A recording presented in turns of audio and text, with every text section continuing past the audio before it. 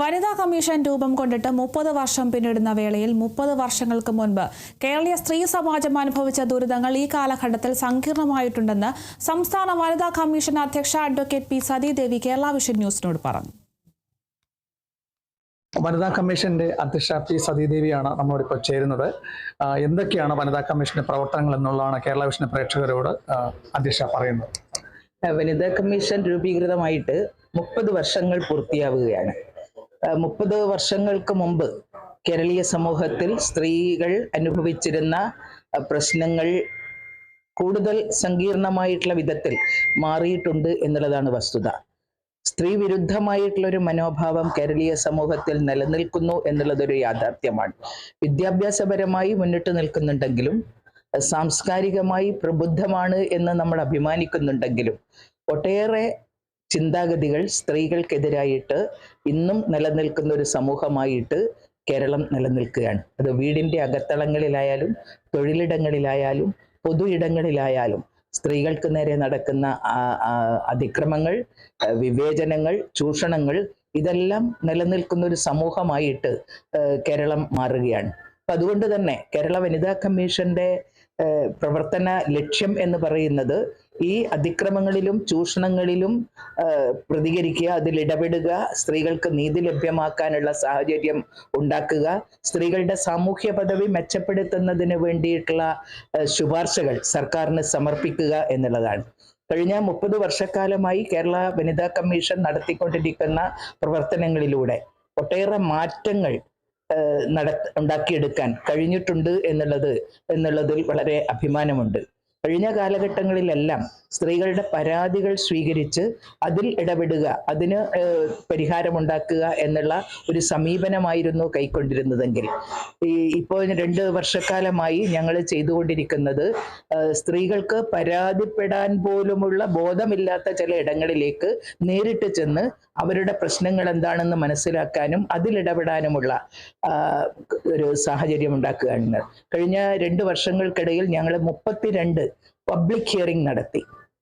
വിവിധ തുറകളിൽ ജോലി ചെയ്യുന്ന സ്ത്രീകൾ ആ തൊഴിലിടത്തിൽ അഭിമുഖീകരിക്കുന്ന പ്രശ്നങ്ങളെ സംബന്ധിച്ച്, വിവേചനങ്ങളെ സംബന്ധിച്ച്, അസമത്വങ്ങളെ സംബന്ധിച്ച് അവരിൽ നിന്ന് തന്നെ നേരിട്ട് മനസ്സിലാക്കുന്നതിന് വേണ്ടിയിട്ട് ആ പബ്ലിക് ഹിയറിംഗ് ഞങ്ങൾ നടത്തിയപ്പോൾ വളരെ വിചിത്രമായിട്ടുള്ള ഒട്ടേറെ കാര്യങ്ങൾ കേരളീയ സമൂഹത്തിൽ തൊഴിലിടങ്ങളിൽ നിലനിൽക്കുന്നു എന്ന് നമ്മൾ നേരിട്ട് മനസ്സിലാക്കുകയുണ്ടായി. സമത്വം വിഭാവനം ചെയ്യുന്ന ഒരു ഭരണഘടനയാണ് നമ്മുടേത്. തുല്യനീതിക്ക് അർഹതയുണ്ട് എന്ന് പറയുമ്പോഴും ആ നീതി നിഷേധിക്കപ്പെടുന്ന നിരവധി സാഹചര്യങ്ങൾ സമൂഹത്തിൽ ഉണ്ട് എന്നുള്ള യാഥാർത്ഥ്യം മനസ്സിലാവുകയാണ്. വിദ്യാസമ്പന്നരായിട്ടുള്ള സ്ത്രീകൾ ധാരാളമായിട്ട് ജോലി ചെയ്യുന്ന മേഖലകൾ എടുത്തു നോക്കിക്കഴിഞ്ഞാൽ കടുത്ത ചൂഷണം നിലനിൽക്കുന്നു എന്നുള്ളതാണ്. ഒരു പബ്ലിക് ഹിയറിംഗ് ഞങ്ങൾ നടത്തിയത് അൺഎയ്ഡഡ് വിദ്യാഭ്യാസ മേഖലയിലാണ്. ആ അൺഎയ്ഡഡ് വിദ്യാഭ്യാസ മേഖലയിൽ ജോലി ചെയ്യുന്ന സ്ത്രീകൾക്ക് യഥാർത്ഥത്തിൽ വലിയ ചൂഷണമാണ് നടക്കുന്നത്. നാമമാത്രമായിട്ടുള്ള വേതനം കൈപ്പറ്റുകയും എന്നാൽ അതിനേക്കാൾ കൂടുതൽ വേതനം കൈപ്പറ്റുന്നുണ്ട് എന്ന് സർട്ടിഫൈ ചെയ്ത് കൊടുക്കുകയും ഒപ്പിട്ട് നൽകുകയും ചെയ്യേണ്ടി വരുന്ന ഗതികെട്ട അവസ്ഥ നിലനിൽക്കുകയാണ്. യാതൊരു കാരണവും ഇല്ലാതെ തൊഴിലിടങ്ങളിൽ നിന്ന് പിരിച്ചുവിടപ്പെടുന്ന സാഹചര്യവും വലിയ രൂപത്തിൽ ആ മേഖലയിൽ നിലനിൽക്കുന്നുണ്ട്. ഇതിനിടയ്ക്ക് മാഡത്തോട് പറയാനുള്ളത്, പത്തനംതിട്ട ജില്ലയിലെ മറ്റുള്ള ഈ കുടുംബ കോടതികളൊക്കെ ഈ വൈവാഹിക ബന്ധങ്ങളൊക്കെ ഏറി വരികയാണ്. പ്രത്യേകിച്ച് ഈ പുതുതലമുറ ഈ മൈഗ്രേഷന് പോയതിനു ശേഷമാണ് അങ്ങനെ ഒരു നിസ്സാര കാര്യങ്ങളിലേക്ക് പോലും അവർ വിവാഹമോചനത്തിലേക്ക് എത്തുകയാണ്.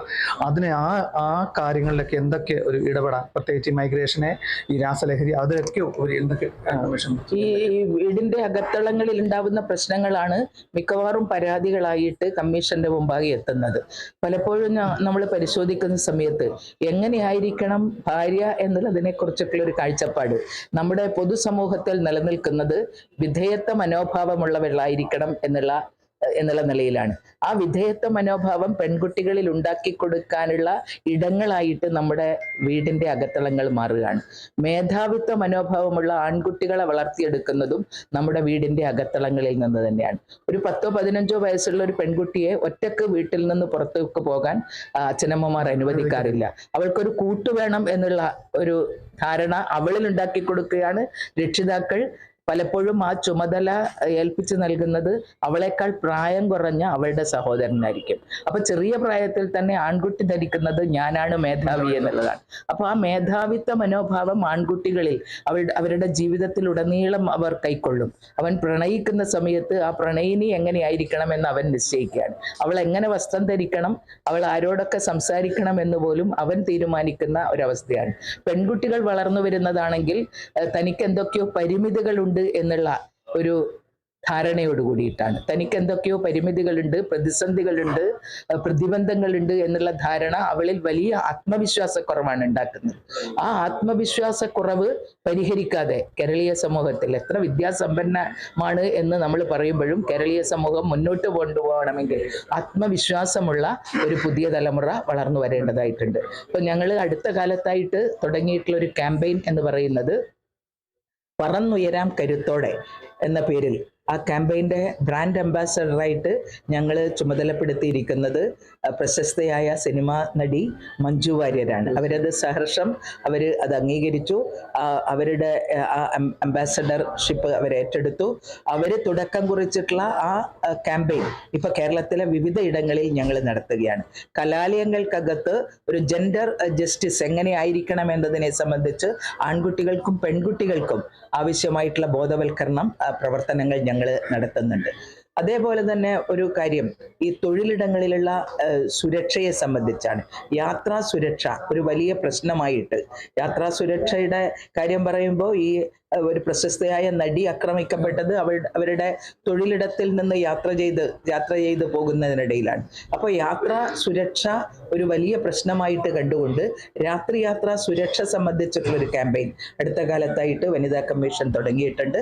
പ്രത്യേകിച്ച് നൈറ്റ് ഷിഫ്റ്റിൽ ജോലി ചെയ്യേണ്ടുന്ന സ്ത്രീകൾക്ക്, അത് IT പാർക്കുകൾ, മാളുകൾ, ഹോസ്പിറ്റലുകൾ, ഇവിടെയൊക്കെ രാത്രി യാത്ര ചെയ്യേണ്ടി വരുന്ന സ്ത്രീകൾക്ക് അവരുടെ ആ തൊഴിലിടവുമായിട്ട് ബന്ധപ്പെട്ടുകൊണ്ട് എന്തൊക്കെ പ്രശ്നങ്ങളാണുള്ളത് എന്ന് നേരിട്ട് മനസ്സിലാക്കുന്നതിന് വേണ്ടിയിട്ടുള്ള സംവാദ പരിപാടികൾ ഞങ്ങൾ ആ തൊഴിലിടങ്ങളുമായിട്ട് ബന്ധപ്പെട്ടുകൊണ്ട് നടത്തിയിട്ടുണ്ട്. അതോടൊപ്പം രാത്രി ഉത്സവം എന്ന പേരിൽ പൊതു ഇടങ്ങളിൽ ഞങ്ങൾ ക്യാമ്പയിനുകൾ ആരംഭിച്ചിട്ടുണ്ട്. അതിൻ്റെയൊക്കെ തന്നെ ഭാഗമായിട്ട് കോളേജുകളിൽ നിന്നുള്ള പെൺകുട്ടികളും ആൺകുട്ടികളുമാണ് ഈ ക്യാമ്പയിൻ്റെ ഭാഗമായിട്ട് ഞങ്ങളോട് സഹകരിച്ചിട്ട് മുന്നോട്ട് വരുന്നത്. പുതിയ തലമുറ മാറ്റങ്ങൾ ഉൾക്കൊള്ളേണ്ടതുണ്ട്. അവർക്ക് മാറ്റങ്ങൾ വേണമെന്ന് അവർക്ക് ധാരണയുണ്ടെങ്കിലും പൊതുസമൂഹം അത് അംഗീകരിക്കുന്നില്ല എന്നുള്ളൊരു പ്രശ്നമുണ്ട്. പക്ഷേ വനിതാ കമ്മീഷൻ നടത്തുന്ന ക്യാമ്പയിനിലൂടെ വലിയ മാറ്റങ്ങൾ ഈ കേരളത്തിൻ്റെ സാമൂഹ്യ പൊതുമനസ്സിന് ഉണ്ടാക്കിയെടുക്കുന്നതിന് വേണ്ടിയിട്ട് കഴിയുന്നു എന്നുള്ള പ്രത്യാശയാണ് ഞങ്ങളെ സംബന്ധിച്ചിടത്തോളമുള്ളത്. പറന്ന് ഉയർന്നാണ് വനിതാ കമ്മീഷന്റെ പ്രവർത്തനങ്ങൾ സംസ്ഥാനത്ത് ഒട്ടാകെ പടർന്ന് പന്തലിക്കട്ടെ. കേരള വിഷൻ ന്യൂസിന് വേണ്ടി ക്യാമറ പേഴ്സൺ പ്രതിഭ അങ്ങാടിക്കൊപ്പം പ്രസാദം ജെ, പത്തനംതിട്ട.